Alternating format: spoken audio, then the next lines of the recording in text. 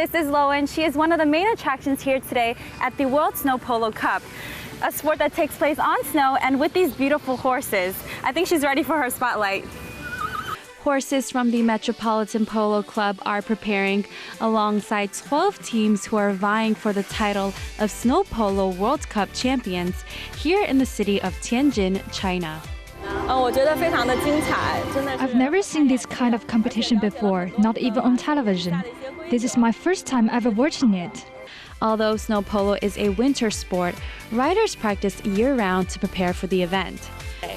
Well, what we did is we do a lot of training away from the field. It's because most of our players play with the outdoor ball on a big grass field.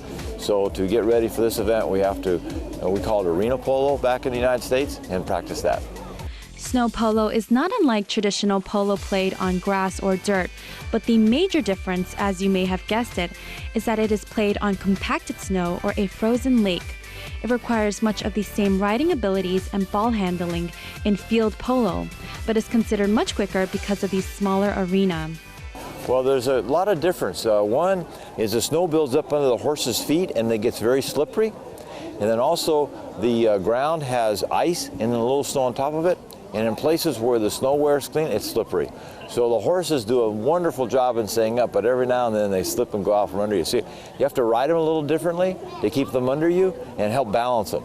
It's very different for us to come, get off an airplane and get on a horse you've never ridden and have to figure out what it can and can't do and play in the game. Which makes this a fantastic spectator sport.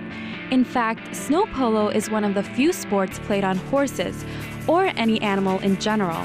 For these riders, honing their own skills is one thing, but to maneuver a second pair of legs is another.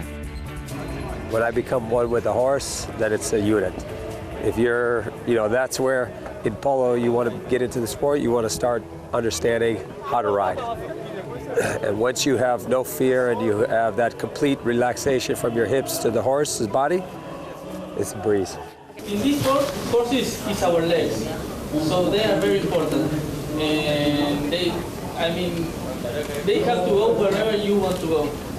So it's not easy at all. And to play in the snow is very difficult because the ball bounces a lot. It's not like the grass, and so it's much difficult for the horse also, and for us. Players agree that learning to ride with unfamiliar horses is the most challenging but important aspect of the game, making the win today by Chile against last year's champions one of shock and excitement. We can't believe that we won this amazing team.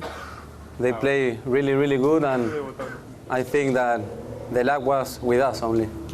We three is our first time playing together, and having this match as our first experience in snow is unbelievable. The Hong Kong-China versus Chile match was undoubtedly the most exciting of the day. The first two chukas was a back and forth, with both teams tying it at 2 points. But in the final round, the Chilean team's powerful swings placed the ball within shot of the Hong Kong goal line, allowing Chile to score a spectacular winning goal just seconds before the final whistle. I thought we were going to win it because I had a nice opportunity over there, but the ball bounced to the other side and I missed.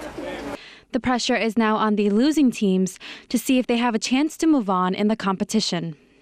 It's a win or go home situation. So we've been there before, and we'll rise up for the occasion. The event hopes to promote the game, also known as the Sport of Kings. The name comes from the formal use of training by the King's Guards and troops on horseback around 500 BCE. The game was an Olympic sport in the 1900s, but was later removed in 1936. Reporting for East West Sports on BON, I'm Sophia Sang.